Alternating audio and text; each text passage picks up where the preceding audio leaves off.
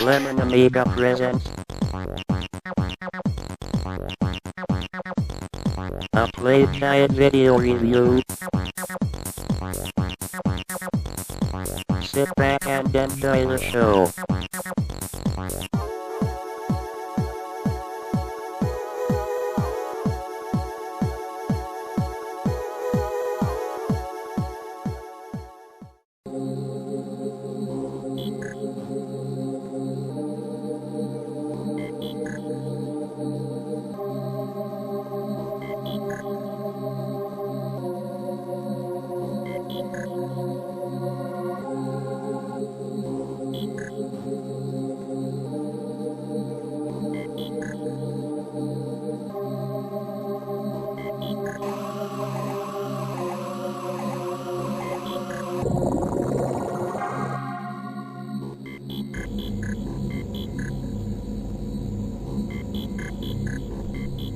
Hey there, welcome to another Lemon Amiga play guide and review. This time we'll be checking out Blastar, which was an Amiga exclusive title developed and published by Core Design in 1993.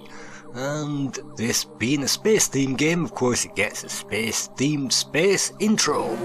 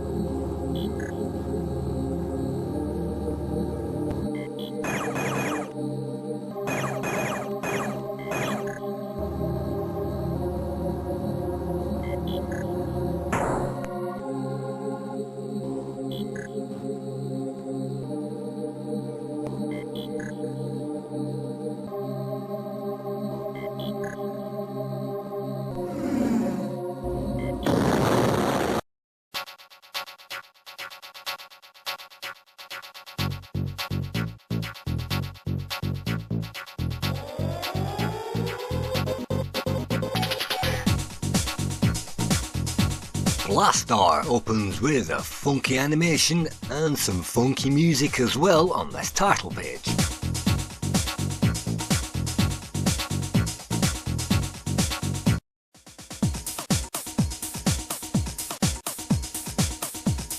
Blastar is a game I only just discovered pretty recently, and I've never even heard about this game until I checked this out on the Lemon Amiga database.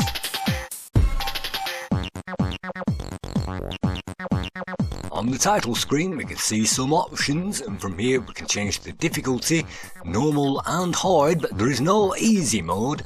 And you can see I'm using the mouse to change these buttons, and sound effects or music we can have, or joystick and advanced joystick as well. One button or a two button joystick is also supported in this game, so if you have those two button joystick mechanics you can definitely use them. And you might notice that we still had sound effects selected on that menu, which means I had to play the game and reset it and try it again.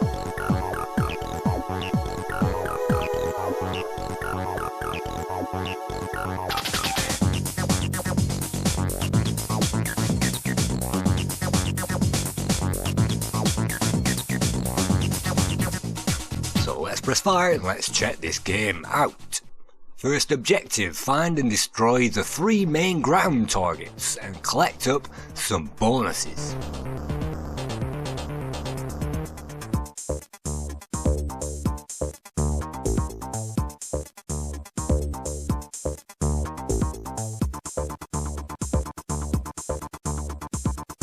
You can see on the bottom corner, radar has detected something, target detected, and those will appear in red on our radar. And right at the beginning you saw that all we need to do is to blow up 3 of the hostile enemy generators, and that will clear this level.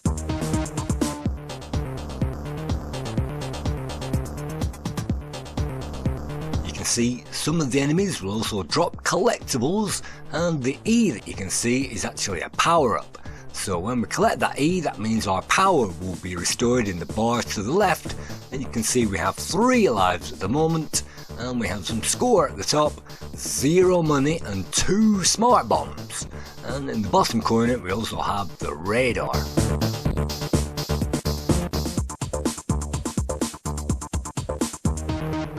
In this game we fly around in a Hunter's Moon type ship, where we have to destroy certain things on the landscape to progress to the next one, and apparently there are 12 levels in this game. It originally came on 3 discs and was valued at $25.99. So I picked up a P there, and that didn't give us any score. Maybe that's a power up, and I think you can only collect a number of power ups in this game. And look at that, we've found our second target. As we are flying around this 360-degree landscape, the enemies will drop stuff. Sometimes you won't automatically see what that was, but we've just collected something that was actually some money. 50 credits have now been added to the total you can see on the top, and 50 credits won't buy us anything in the shop, so we're going to have to save up, we're going to have to explore this level and collect as many credits as we can.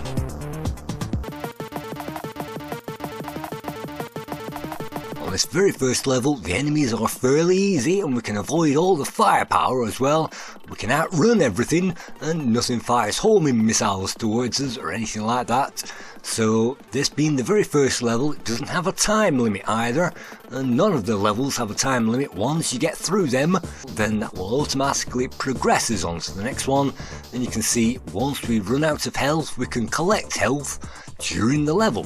And we can also collect extra things as well, extra firepower upgrades and even extra lives. We've detected another target.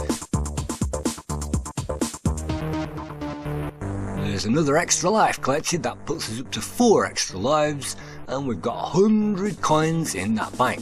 So before we go on to the next target, which will be the final target on this level, what I'm going to do is spend all of this time going around collecting as much cash as possible. And there's another plus sign, that's actually the sign for the cash.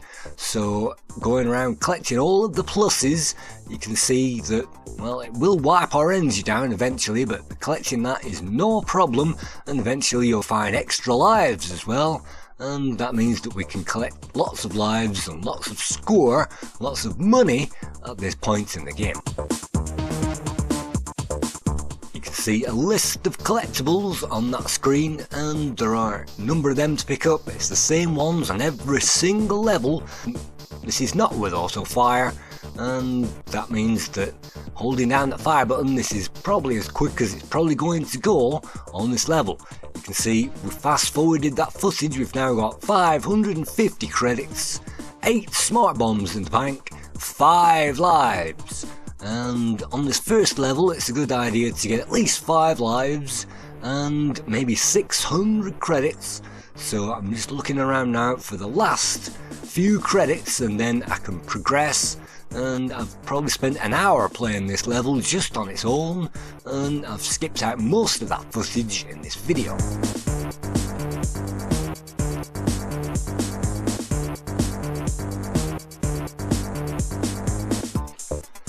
And that's the 600 collected, and definitely at least 600 credits is needed if you want to afford the good weapons in the shop, and that appears, I think, every 2 levels. So fast forwarding again, we're still on 600 credits, and we're looking at that radar. Look at that, another extra life.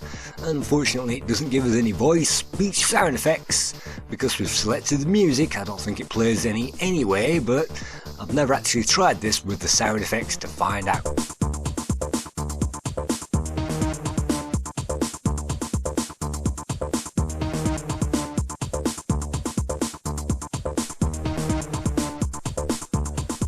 The enemies in this game will all drop random pickups, and if you stay in one place, yes, they will respawn, but you can't stay in one place and force them to generate pickups. You can only do that by moving around. So if you find a sweet spot where an enemy materializes right in front of us and we can shoot that down, yes, that will give us amazing score, but it won't actually give us any prizes. So let's destroy that guy. We've got 6 lives remaining, 1 continue.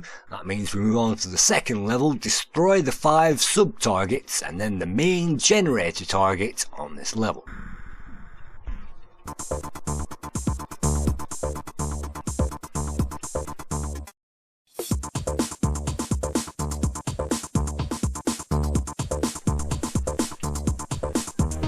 On level 2 we get the same music but a neat demo-like graphical effect as we are moving over bubbling marshes which bubble below us, and you can see some spikes as well, but they won't harm us. And these sandworm things are what we're supposed to be blowing up on this level, and I've already forgotten how many there were supposed to be. I think there are 5 to blow up, and again there is no time limit, and so by this stage it's a real good idea to get yourself maybe 1,000 credits, maybe even 8 lives at this stage. That makes the rest of the game a doll.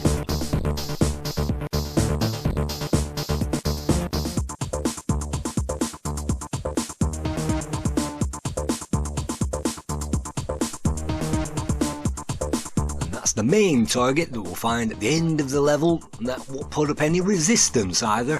These things won't fire back at us, and the enemies will only fire back towards us occasionally, so if you can avoid them, all the better.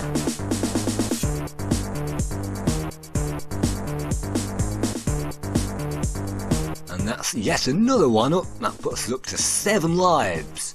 And it's surprising that some of the magazine scores were pretty low with this game, and Amiga Power especially said that this was as dull as dishwater with nothing going on. There is no clue whatsoever where your major targets are because they just simply appear on the radar and you're wandering around looking for targets forever until you fall over them, which is a pretty good comment because you do have to figure out where all the enemies are. They are on the maps on Hull. If you want to go to the Hall of Light, all of the enemies are listed on there, so it's not too difficult, and these maps aren't too huge that you can't memorize them. It's usually in a straight line from whichever enemy that you found before is where you're going to find the next major target.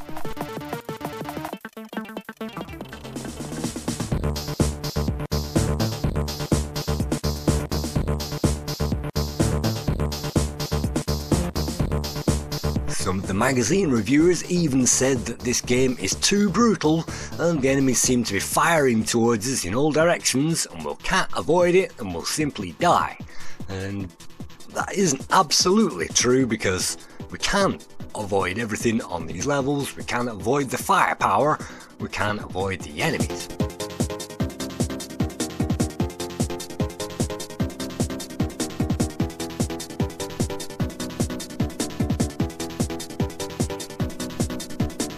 In 2 stages we'll find our first end of level boss, and this is the tactic that I like to do to try and get through it. I've only actually played this game twice before and I've only actually got on to maybe the 3rd level when I played this before, so yes, I do have some idea of how to get through this boss, and I played this boss just to make sure that I did know so that I didn't make a complete fool of myself in this video.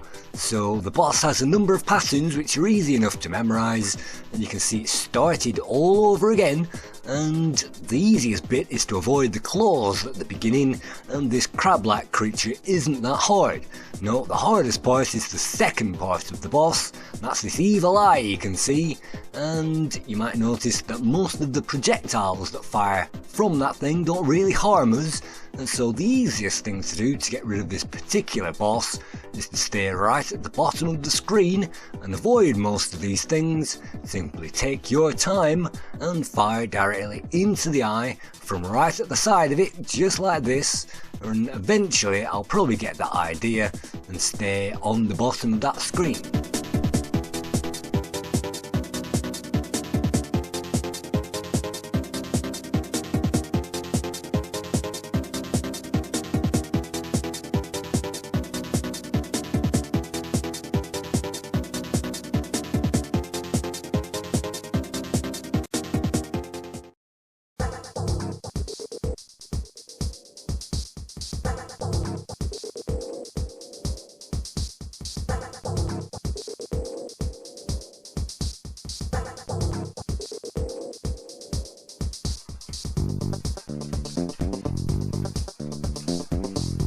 we find ourselves in a shop. And so let's check out our status from here, which is practically useless. It tells us how many lives we've got, and we can see the credits as well, 750 credits. So we didn't get the 1,000. Let's check out what we could have bought if we could have afforded things. And first of all, you can see buy and sell. Let's click on sell first of all, and let's sell that weedy phaser that we started with for 100 credits. That puts us up to 850, and that's pretty difficult font to read it, but you can see we can buy a laser for 200 credits, which is crap, an Energeron, and a Devastator for 1,000 credits. That's definitely what I'd recommend. A Cyclone, that's pretty good, and a Blastar for 3,000 credits, or a Flamer for 4,000 credits. We can't afford any of those, so what I'm going to do is to go for this Energon, and that's 500. We can now assign that to one of 3 positions on our ship, and we can carry up to 3 different weapons. So that's our first weapon collected. We can also go into the power-ups department as well, and power-up for the weapon costs 50. Do I buy that or do I not? Well, you have to click on buy if you want to buy something, and if you click on select, we can see energy recharge is 100 credits. We can increase our speed as well, which is pathetic. We can add a protective shield, which is even more pathetic, which I'm actually going to buy at this stage. That wastes 200 credits. You can see we can press F10 to activate that shield. And what else can we afford? Well, nothing at the moment with 150. We can add some homing missiles and powers up our current weapon. Do we go for that or do we simply exit? I think we simply exit at this point and we struggle on to the next level.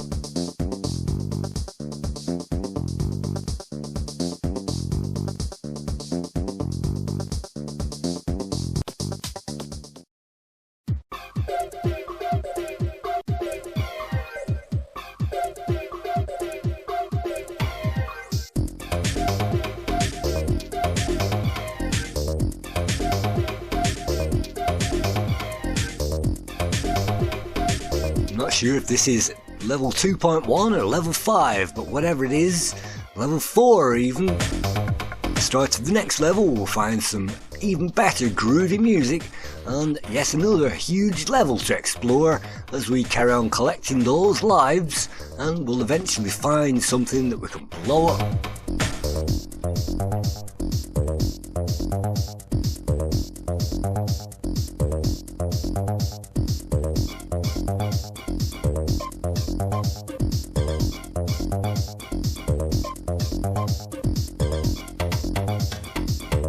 See, on this level the scanner has detected something and those aren't automatically obvious, but let's find it. That's a red dot, and all the yellow dots are of course all of the enemies. So just like many overhead games, it does come with a scanner, and this isn't as difficult to figure out as some of the games that we've played already. And so this is just an overhead shooter. It looks like we're burning through some lives at the moment, so it's probably a good idea to hang around and try to find some more energy, and it's always a good idea to avoid most of those bullets as well, and it looks like we've found some energy.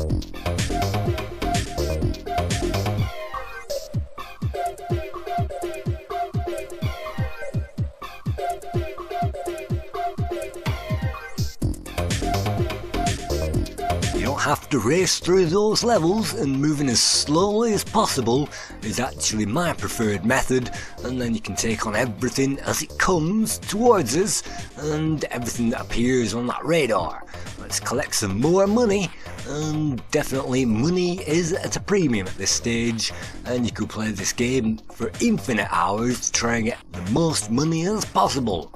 But it gets boring doing that after a while, so what I'm actually doing is taking down the targets, and I think it said there are 7 targets to find on this level.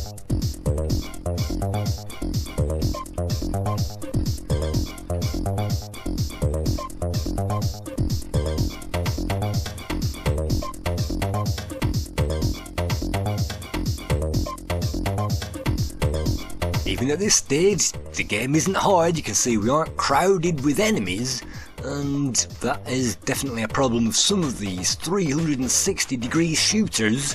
There is so much action going on that it's impossible to detect what you're supposed to be doing. But with this one, you can see the radar is fairly empty, even at this stage, and I'm simply hanging around waiting for some energy and some more lives. So moving on to the coder of this game, the intro was coded by Dan Scott, who also was the main coder of Heimdall for core design in 1991, and he moved on to Premiere for core, Wonder Dog as well, and Chuck Rock 2.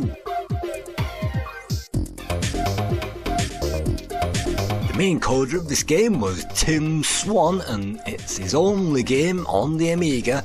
I couldn't find any further information about him.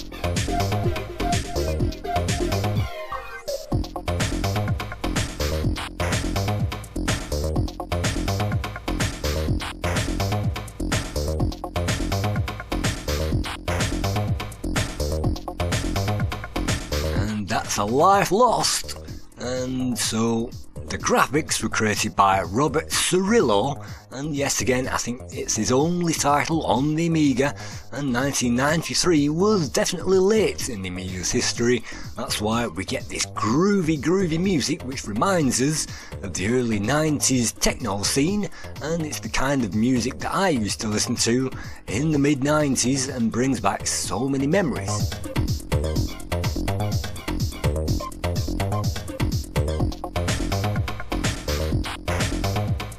I never owned this game or heard of it back in the day, but the music was created by Martin Iveson. I've certainly heard of all of the games that he produced music for, including Banshee that we've reviewed already, as well as Agony, and also Curse of Enchantica, which we'll probably get through to reviewing one day, Jaguar XJ220 of course, Dragonstone, Universe was a Martin Iveson music production with tremendous graphics, and also Wolfchild that we saw at the beginning of the previous series. So Martin Iveson with a massive heritage on the Amiga.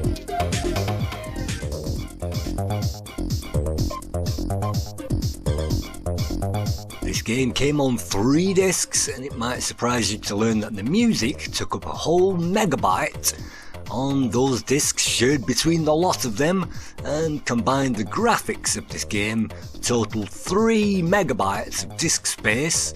I'm presuming that's uncompressed, and there was compression going on of course with these Amiga games, and this looks like a 32 colour game. This was an OCS game, but it looks like it's got a few more colours than the ordinary 16 colour games, of which there were quite a few on the Amiga, and quite a few bad 16 colour shoot 'em ups at that. So it's great to see at least 32 on offer, and I don't think this requires extra half bright. I think it runs on a standard Amiga 500, but definitely if you have some fast RAM available, then it can hold, I think, more of the music and sound effects. Also get some speed out of this engine, and when I'm looking for the exit gates, I usually go into a pattern going down, then going across and going down again, and that usually helps me find where all the exits are. And I have 9 smart bombs that you can press the space bar to activate those, or you can press the second button on a second fire button joystick or controller. I don't have any of those at the moment. I'm using the zip stick, and my controller's D-pad is knackered, and I don't really want to use the analog stick to play this, so we're using the old trusty zip stick, the same first zip stick that I bought from my Commodore 64 when I first bought a Commodore 64. It's the same one, so that's the only joystick for me. It's the only joystick that is good enough to play these games. That wasn't my very first joystick. The very first joystick which came with the machine was a rip-off joystick, which was a box, and it was a box which just had 2 buttons in it, not even micro switched, and that thing was a cheap rip-off of a joystick and made games unplayable. So when I first bought the zip stick, definitely it makes these games a joy. You might wonder what the shield does. Well, if we press F10, that will bring up a temporary shield which puts a ring around our ship. Unfortunately, once an enemy bullet touches that ring, then what will happen is that will disappear and that's the shield over. So that was a complete waste of money. Let's move on to the next level, and on this WHD load version that I'm playing at the moment, you can see it's taken out quite a lot of the wait states, which unfortunately means it doesn't wait around long enough for us to read our actual mission objectives. So you might notice it said something about a tunnel, and I didn't actually get time to read that when I was actually playing this game, but those are the tunnels that I've just uncovered. And just like other games that we've seen, we're supposed to dive on into those tunnels as part of that level.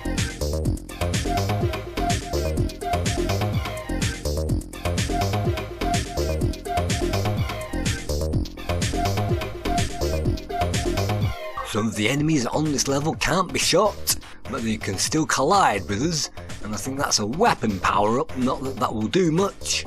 And the best tactic is of course to avoid everything, and even if we move at high speed through this level, the enemies won't spawn as readily, and the map tends to clear, and these things do respawn forever. Once they're dead they respawn, so there is really no point getting rid of these waves unless you're looking for the collectibles. And I'm still looking for some energy on a 1-up, that's another 1-up, and so we're back up to 4 at this stage, having hung around these levels a bit too far, looking for some cash. You see, we have 500 cash at the moment, and I'm taking my time collecting all of it as much as possible.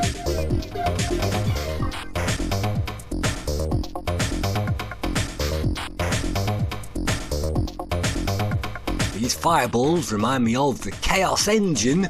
If you've played the later levels of the Chaos Engine, then you might remember fireballs like this, very well drawn, and you can see lots of detail on the level itself.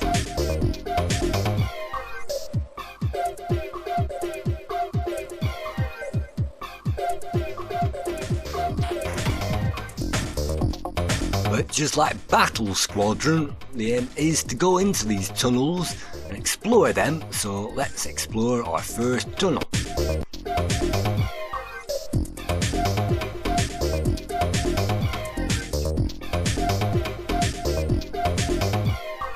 Now everything changes again. Now we're in a horizontal shooter, and many games on the Amiga would release something like this at full price just on its own, and this contains this kind of level as a bonus game inside the main thing. So this game does have quite a few mini games in there, including the end of level bosses. You can see nothing in that particular tunnel, so we're supposed to defeat the aliens. What we're going to have to do is to explore all of these tunnels and find all of the aliens contained within.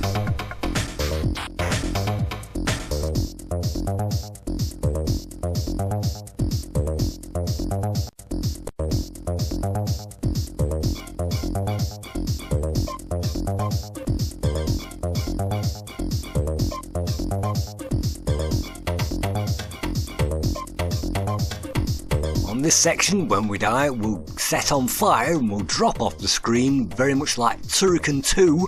That's a great effect. And you might notice our energy continues over as well, so you really need some energy if you want to get through these sections.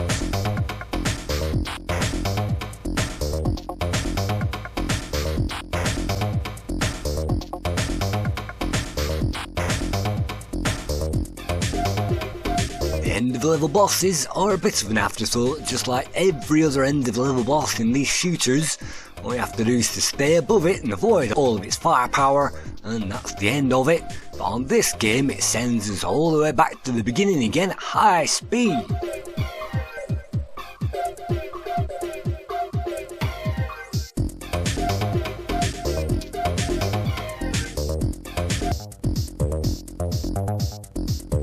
Fast forwarding it, we now have 1,345 credits, with me trying to get some extra lives and some extra energy. At the moment I'm trying to get an extra life before I go into that final tunnel, and I haven't even found the final tunnel, but I'm just about to fall over it, and having found it I'm unlucky enough to not get any more energy or any more extra lives.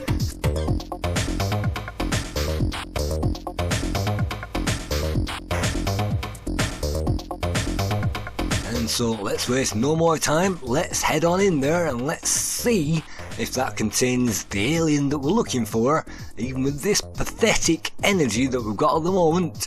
And we have one extra life, but don't forget we've also got one extra credit as well, and that will reset our score, but I'm not sure if it resets our money, and I'm not sure if it resets anything else, but it definitely will reset the score, and we'll keep the same firepower when we're using up that extra credit.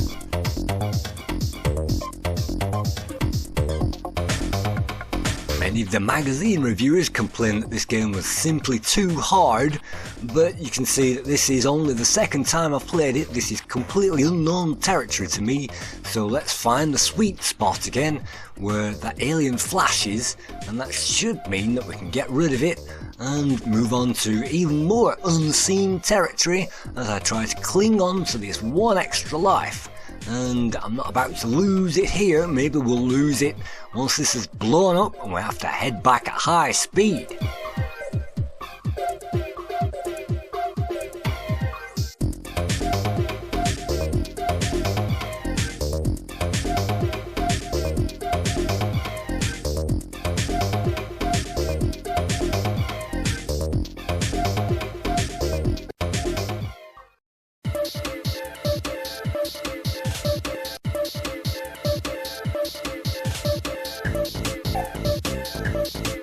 Thankfully, after all that, the game doesn't get any harder.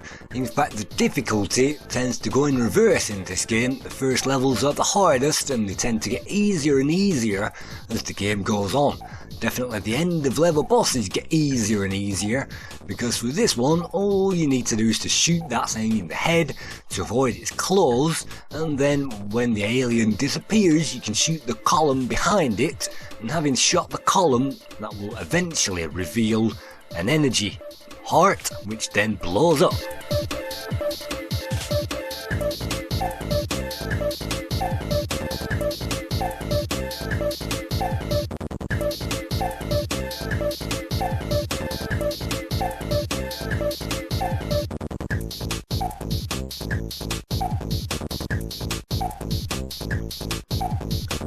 The only difficult part about this section is finding just where you're supposed to blow up that column in the background, and when this thing clashes its hands together it will drop boulders on our heads, again reminding me of Turrican 2, and we can simply move to one side to avoid those boulders.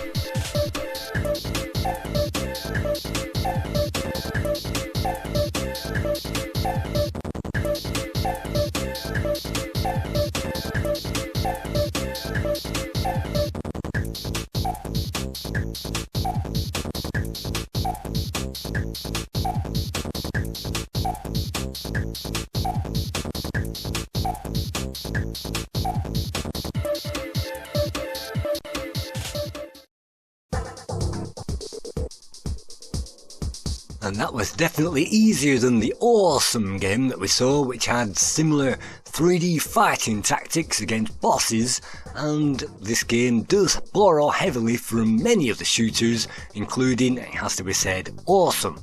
So that's all pretty well and good. Let's see if our cash has gone through, and yes, we have 1500 credits. Let's sell that Energeron, whatever it's called. That gives us 1765. That should mean, hopefully, we can afford to buy another weapon. So let's see what we can afford. And the Devastator is here for 1000 credits. Let's buy that and let's equip that onto the front of our ship. And I'm not quite sure what the effect of pressing the F keys is to change our weapons, because everything is mega expensive in the shop. Unless you've leached and milked the levels inside out, you won't be able to afford it, you won't have that cash. We're already halfway through the game now, and it's not giving us the megabucks, so unless you've really milked all the money out of these levels. You really cannot afford much. So what are we going to buy? Well, we're actually going to buy a homing missile. That gives us 265 remaining. And the homing missile isn't going to come in any handy whatsoever on this next level. And because this is the first time I've ever seen it, I have no idea what it is. So let's recharge our energy and let's check that out.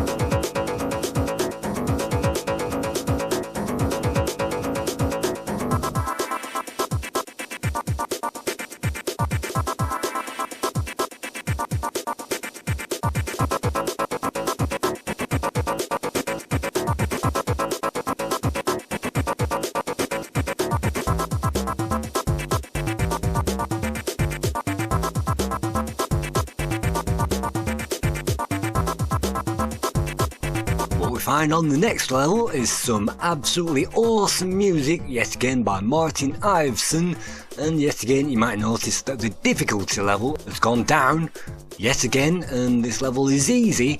You can really just stay in the middle of it, and really this thing shouldn't wipe out any lives at all. So this game really does run in reverse. The further you play it, the easier it gets.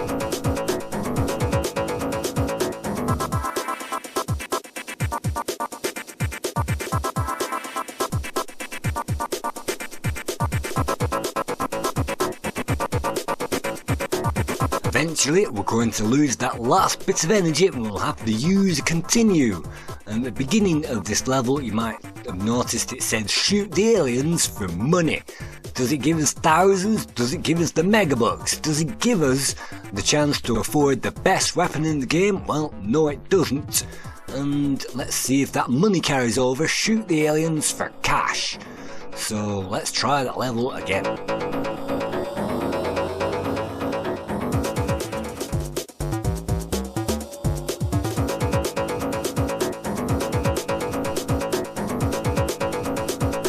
See, we are firing our Devastator weapon at the moment. That looks like a trident, and that reminds me of the Amnios game that we saw, and those things fired off in multi-directions. And it's a bit like an Amnios game, only there is 2000% less going on, and it's 1,000,000% easier to understand. So, yet again, the enemy waves are no problem in this game.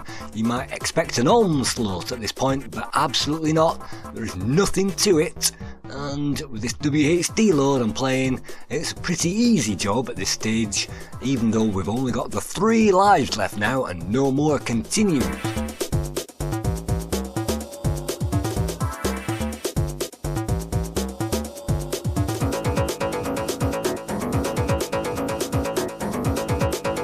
Again, like many shooters, it will give us an enemy in the background which will fire off some small enemies which will appear on our screen. That's also amazing to see and reminds me of maybe Silkworm, where we get a carrier in the background, and this isn't too hard, in fact it's a joke, and as I say, it simply gets easier and easier as the game goes on. So let's just speed our way through that section, and through a section where nothing appears whatsoever, and then we get back onto those enemies.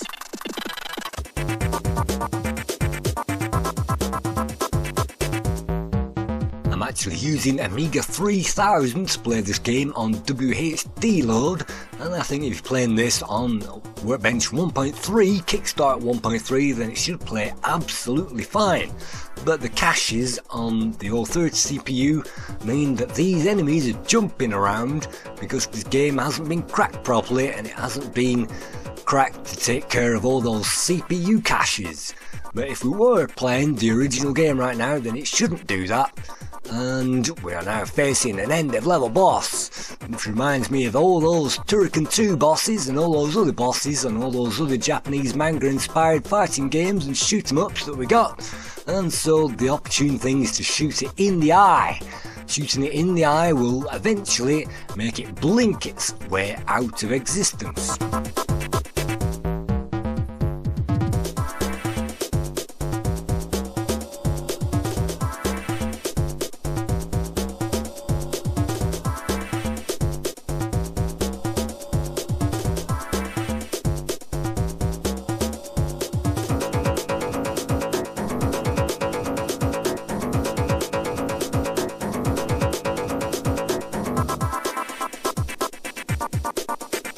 that's another stage clear. So that means that we get yet again to move on to that docking sequence, and I think we're on maybe level 10 at the moment of the 12 levels in the game, because, well, the next one should be, and I'm not actually going to get off the next level because I couldn't actually figure out how to do it.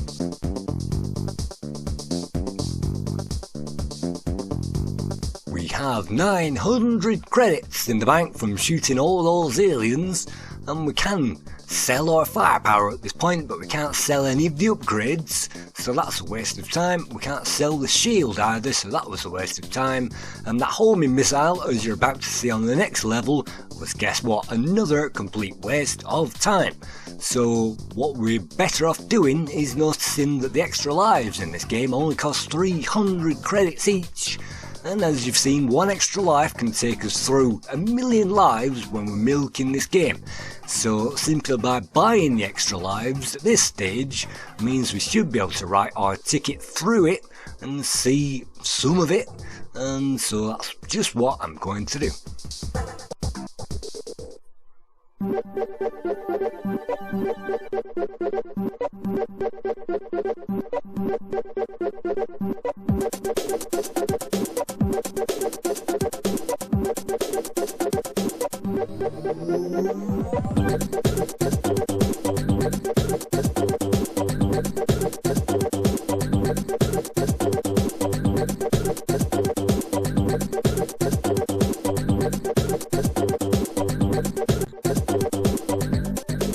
Next level we find yet again some astonishingly great music, and we find a mixture of top down and 360 degree shooting action, and yet again the caches on this old 30 CPU are messing around with this game. So I'm very sorry for the screen jumping around like this. It's very unprofessional of me not to chop that out, but that's what happens on some of the WHD load games. It's not a game breaker and it doesn't spoil it all that much, but of course if you get migraines it's definitely something to be aware of and to be avoided.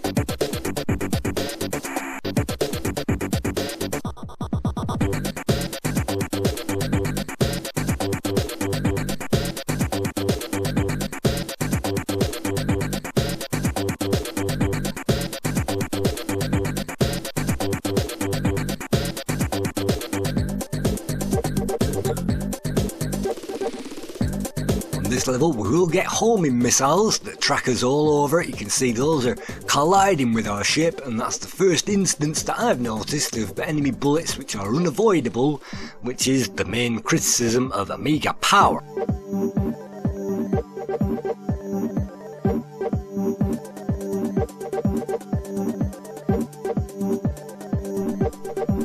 Checking out those magazine scores, the lowest score imaginable came from Datto magazine, who gave this 20%. Amiga Power said that this thing was as dull as dishwater, they had no clue where to find the targets, and you get randomly hit, so they only awarded this 37%. Amiga Format didn't really appreciate this, they only gave it 44%.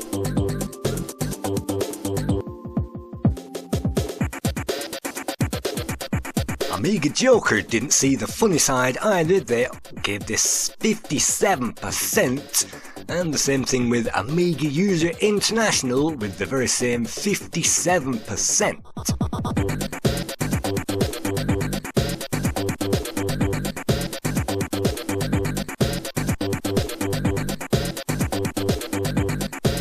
Current score on Lemon Amiga for Blastar is 60%.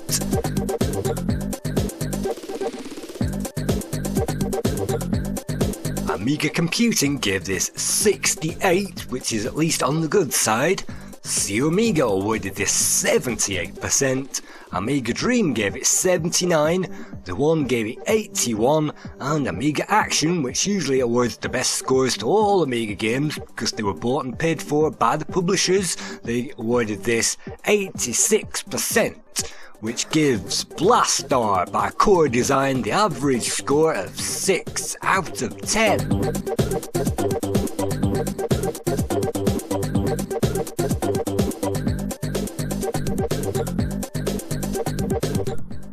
On this particular level, we're supposed to use the tunnels to get between things, and having got between two different stages, I think you can then blow up the enemies, and travelling between stages is on this top-down view, which judders a bit, and it's not particularly very hard, but you can see the homing missiles that we've got don't make a jot of difference to this level.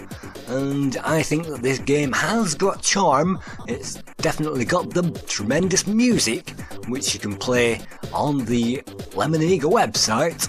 It's got some playability, and if you're prepared to milk all those early levels and get thousands of megabucks in the bank, then you should be able to afford the best weapons. But after this level, according to the long play, there is simply a horizontal shoot 'em up section, and I think the end of game boss, so we're almost at the end even with this second or third try of this game that I've experienced and which I've recorded on this particular playthrough.